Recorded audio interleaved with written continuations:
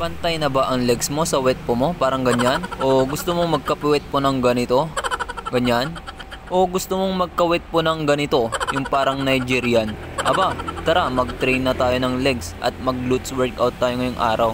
So ayan guys, punta na nga ako sa ano natin, mini gym natin. Tapos ito, ang unang gagawin natin guys is hip thrust yung tawag nito.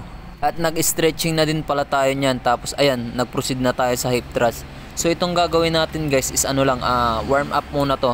Bali ang ginawa ko dito sa barbell na to guys is ano, 1 set tapos 12 repetition. Tapos maya maya is magdadagdag ulit tayo ng ano, weights para lalong ano, mabigat yung bubuhatin natin at lalong ma-stress yung ano natin, glutes natin. So ayan, ganyan lang yung ginagawa natin pagka glutes lang yun.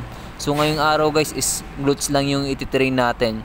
So ayan, medyo nahihirapan din ako dyan kasi yun nga, yung ano natin, hinihigaan natin is yung ano lang, pa incline na ano, na semento. Tapos nilagyan ko lang din ng carpet. Tapos ayan, nilagyan din natin ng ano, pangkalso doon sa barbell para hindi tayo sobrang maipit sa ano natin. Alam nyo na. So dito sa glutes natin guys is 3 workout lang yung gagawin natin. So pagkatapos nga natin nag-warm up dyan guys, ayan, nagdagdag naman tayo ng plates para lalong bumigat yung bubuhatin natin. So hip thrust pa rin yung gagawin natin guys, sa glutes pa rin yung focus nya. So ayan, kinuha ko ulit yung ano, isang ano, plates para idagdag ulit dun sa pinakadulo. Ayan, nalagay na natin. At bihira din pala akong mag hip thrust kasi ito yung dahilan guys, kasi medyo nahihirapan din tayong mag hip thrust lalo na pagka ano, ganito. Ayan, ganyan kasing ginagawa ko guys. Kaya medyo hindi tayo masyadong nag-hip thrust. So yung pag-train naman natin ng legs guys is natitirain din naman yung glutes natin. Pero hindi ganun ka-focus yun. Dito sa hip thrust na ginagawa natin guys is medyo nahihirapan nga akong ano, ibaba yung barbell. Tapos ano, pagka tatanggalin yung barbell lalo na pag ganyang mabigat. So ayan, ang ginawa ko dyan guys is 3 sets tapos 12 repetition. Dati kasi is nag-hip thrust din ako, pero yung katawan ko is pinapatong ko dun sa bench natin. Pero yun, hindi ko na inuulit kasi sumasakit yung ano natin guys, yung balakang natin. Kaya yun, hindi ko na inulit yung hip thrust na yun. So ito is ano, ganito dapat yung ano, posisyon natin. Pero nga lang is medyo mahihirapan tayong ano, buhatin yung barbell pagka ilalagay natin sa baywang natin tapos pagka tatanggalin natin. So ayun, ipapakita ko sa inyo kung paano ko tatanggalin yung ano natin, baywang natin diyan sa pinakamabigat nating barbell.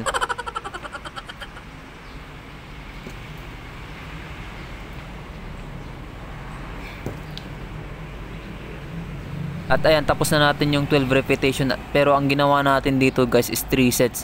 Tapos ayan, ito yung sinasabi ko na medyo mahirap tanggalin yung ano guys, yung barbell sa paa natin. Kaya madalang kong gawin tong hip thrust pagka dito lang sa bahay.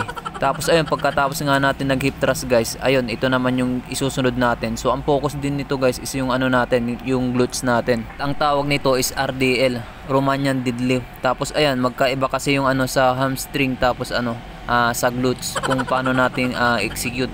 Pag gaganyan guys is ano, yung glutes yung focus niyan, pero may tama pa rin yan sa hamstring natin. Tapos ayan, ang ginawa ko diyan guys is ano, 1 set tapos 12 repetition. So ayan guys is ano pa rin yan, warm up pa rin natin yan. At mamaya is magdadagdag ulit tayo ng weights para lalong ano, ma-stress yung weight po natin.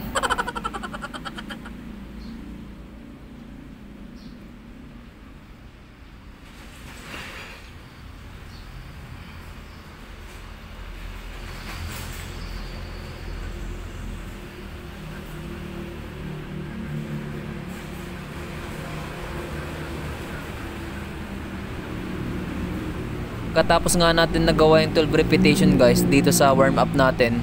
Tapos ayun, 1 set lang yung ginawa natin dito. Pagkatapos nga natin nagawa yung 1 set guys na warm up natin, ayan, kumuha naman tayo ng plates natin para dagdagan yung ano, binubuhat nating barbell. So ayan, kinuha ko na nga yung ano, isang plates natin guys. So yung ginagawa natin guys is progressive overload para lalong ma-stress yung glutes natin. So ayan, nilagay na natin yung isang plates guys. Tapos ayun, magbubuhat na ulit tayo. So RDL pa rin yung gagawin natin guys, Romanian deadlift pa rin. So ayan, binuhat na natin guys. Tapos ang ginawa ko na dito guys is 3 sets tapos 12 repetition.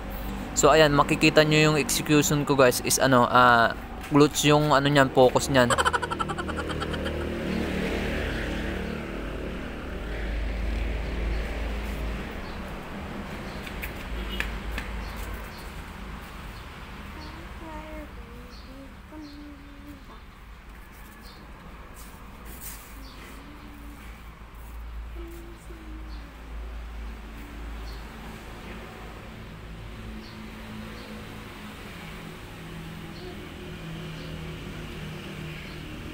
At pagkatapos nga natin nagawa yung 12 repetition guys, tapos 3 sets yung ginawa natin dito sa RDL.